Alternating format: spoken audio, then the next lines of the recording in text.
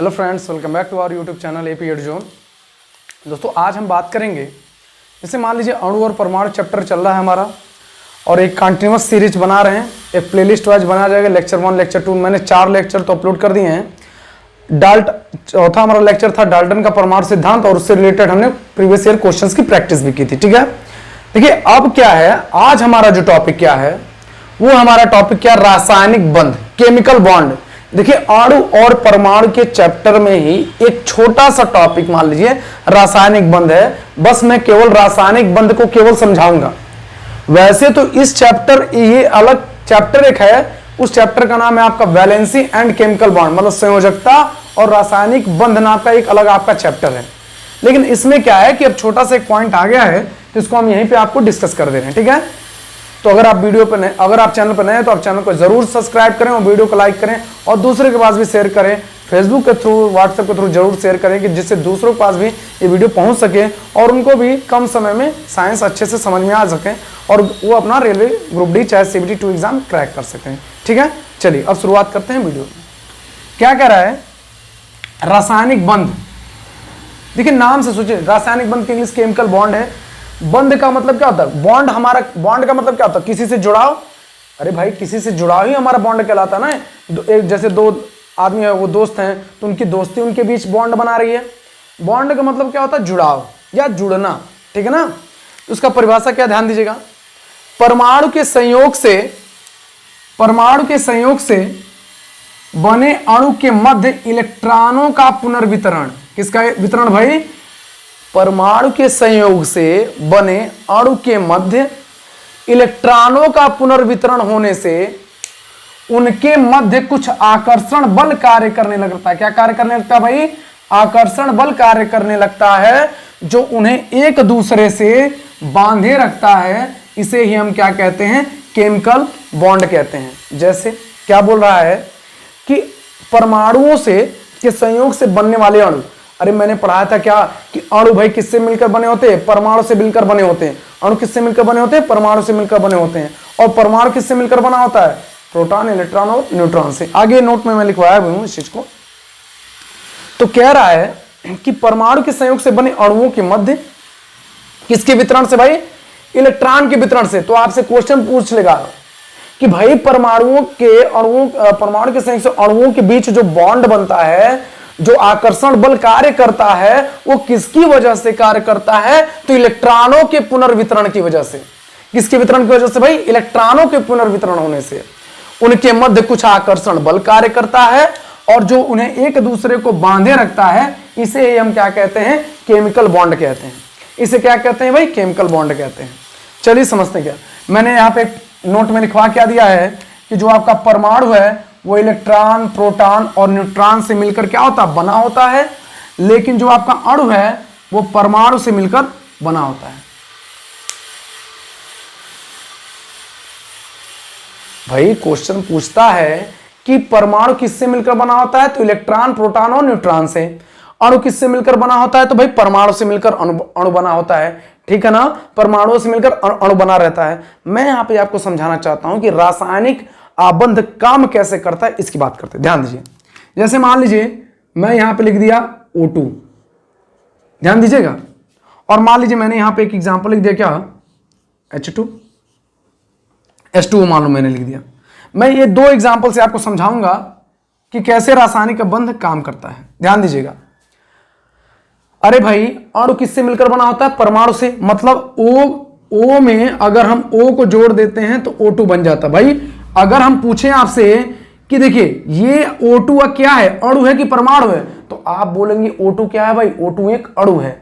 लेकिन मैं पूछूं इसमें कितने परमाणु हैं, तो 2 परमाणु। कितने भाई, अरे भाई ऑक्सीजन कितना है, 2 है ना, तो परमाणु कितने हुए, 2। अणु आपका एक ही हुआ लेकिन परमाणु कितने हो गए, 2 हो गए। समझ में आ रहा ना। मैं आपसे ये समझाना चाहता हूं आपको कि जो आपका परमाणु अणु जो होता है वो परमाणु से मिलकर बना होता है। जैसे अगर मैं बोलूं H2O, ये आपका एक अणु है जिसमें देखिए ध्यान दीजिएगा, हाइड्रोजन के 2 परमाणु और ऑक्सीजन का 1 परमाणु है। मैं यहां पर बताऊंगा आपको कि कैसे रासायनिक आबंध कार्य करता है। ठीक है, ध्यान दीजिएगा। अगर हम बात करें ऑक्सीजन का एटॉमिक नंबर कितना होता है भाई, 8 होता है। ऑक्सीजन का परमाणु क्रमांक कितना होता है? 8 होता है। और अगर हम इलेक्ट्रॉनिक विन्यास करेंगे, मैं आपको पढ़ाऊंगा इलेक्ट्रॉनिक विन्यास बोरबरी के मॉडल से। ये टॉपिक पढ़ने के बाद हमारा अगला टॉपिक बोरबरी का मॉडल ही आएगा, जो आपको अच्छे से क्लियर कर देगा इलेक्ट्रॉन का वितरण कैसे होता है। ठीक है, इलेक्ट्रॉनिक विन्यास किसी तत्व का कैसे किया जा सकता है। लेकिन यहां पर हम थोड़ा सा एक ओवरव्यू ले रहे हैं, समझने का प्रयास करिए कि रासायनिक बंध कैसे काम करता है।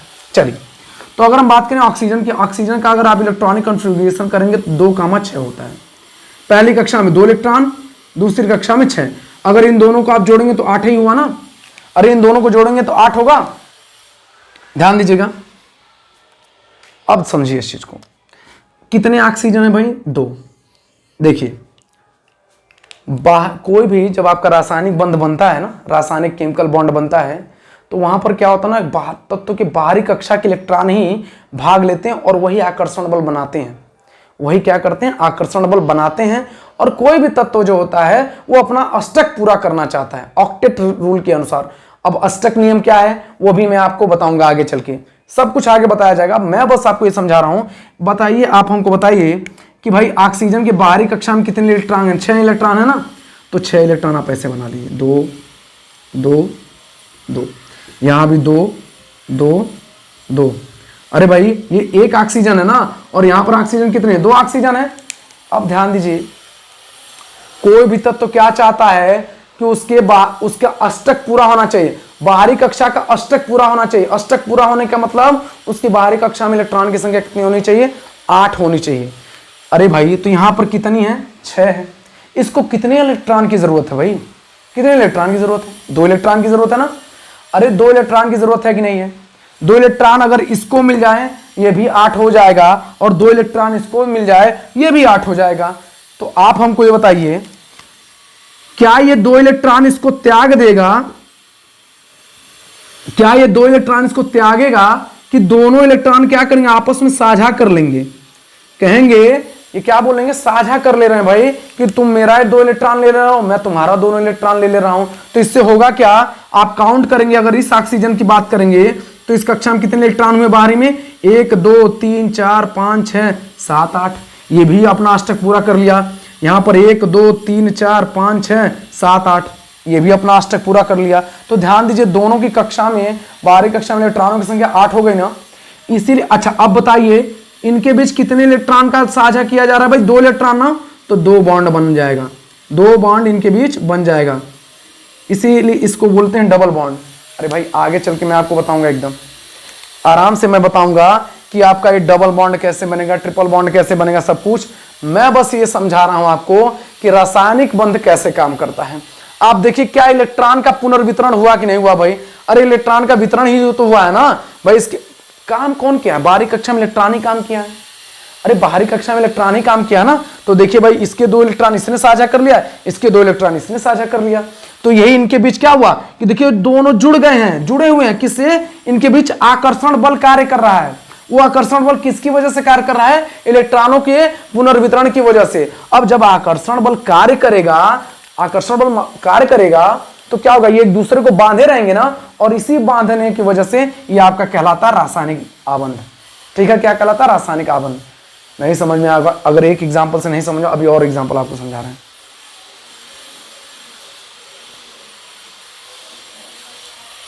ये आप इसका स्क्रीनशॉट ले सकते हैं, नोट भी कर सकते हैं। अभी मैं अब इसको इरेज कर रहा हूं और मैं आपको समझा रहा हूं कि कैसे आबंध कार्य करता है। ध्यान दीजिएगा, जैसे समझिए, आपने सुना होगा एक NaCl, आप बार बार सुनते होंगे, इसको बोलते हैं सोडियम क्लोराइड। क्या बोलते हैं भाई? Sodium chloride. ये नमक का सूत्र है।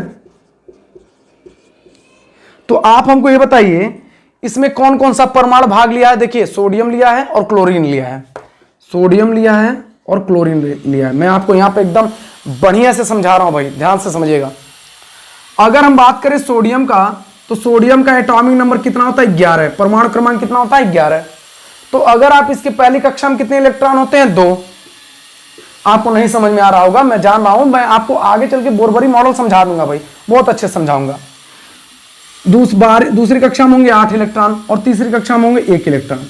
ध्यान दीजिएगा, मैं आपको ये समझा रहा हूं कि कोई भी तत्व क्या चाहता है? अपना अष्टक पूरा करना चाहता है, अष्टक अपना पूरा करना चाहता है। अगर हम क्लोरीन की बात करेंगे तो ध्यान दीजिएगा, क्लोरीन का परमाणु क्रमांक होता है 17। पहली कक्षा में 2 इलेक्ट्रॉन, दूसरी कक्षा में 8 इलेक्ट्रॉन और तीसरी कक्षा में 7 इलेक्ट्रॉन। ध्यान समझिएगा।